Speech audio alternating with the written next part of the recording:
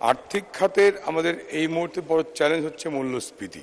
অতএব মূল্যস্ফীতি নিয়ন্ত্রণের জন্য কি উদ্যোগ মাননীয় অর্থমন্ত্রী নিয়েছেন বা নিতে পারছেন।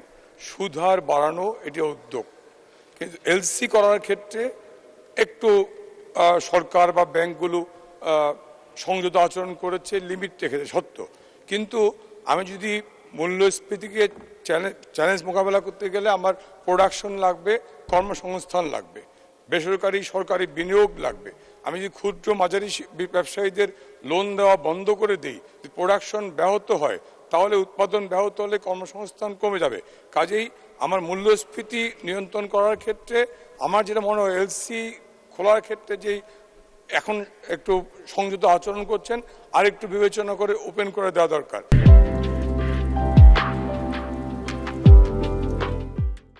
ব্যাংকিং খাতের শৃঙ্খলা, একটু আগেই মাননীয় বিদ্যুৎ চিফ বলে গেলেন যে প্রতিদিন পত্রিকা খুললেই কোনো না কোনো ব্যাংকের তহবিল তসরুপ নানা কথা আসছে। এই ক্ষেত্রে শৃঙ্খলা ফিরিয়ে আনা অবশ্যই জরুরি প্রয়োজন বলে আমি মনে করি।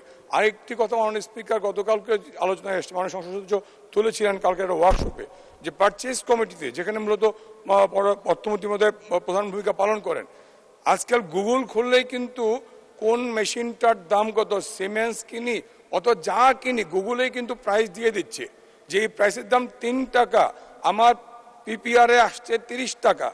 সেটা এই যে পারচেজ কমিটি সেগুলো অনুমোদন দিচ্ছেন, অর্থাৎ দুর্নীতিকে পারচেজ কমিটি অ্যালাউ করছেন। পারচেজ কমিটিতে বসে আপনি গুগলটা যদি অন করেন, আমার ওইখানে একটা এক্সরে মেশিন কিনতে হবে সিমেন্সের, দাম 3 টাকা বা 30 টাকা, সেখানে পিপিআর এর প্রস্তাব আসে 300 টাকা, ওই বালিশ কাণ্ডের মতো। কাজেই সেই জায়গাগুলো মাননীয় অর্থমন্ত্রীকে অবশ্যই সেটি অ্যাড্রেস করতে হবে, দুর্নীতি এবং অপচয়কে বন্ধ করার জন্য। আমি শেষ করছি এই কথা বলে যে ইচ্ছাকৃত ঋণ খেলাপিদের বিরুদ্ধে ব্যবস্থা নিতে হবে, এবং আমাদের আইনের সুযোগে যারা দেশের টাকা বিদেশে যারা পাচার করছে, বারবার পত্রপত্রিকায় শিরোনাম হচ্ছে, দেশের ভাবমূর্তি বিনষ্ট হচ্ছে, সেই জায়গাগুলোর ব্যাপারে মাননীয় অর্থমন্ত্রীকে কঠোর হওয়া লাগবে। সর্বশেষ হচ্ছে আমাদের উপকূলীয় অঞ্চল, হাওর অঞ্চলে প্রতি বছর বন্যা, ঘূর্ণিঝড়, জলোচ্ছ্বাসে আমরা ক্ষতিগ্রস্ত হই।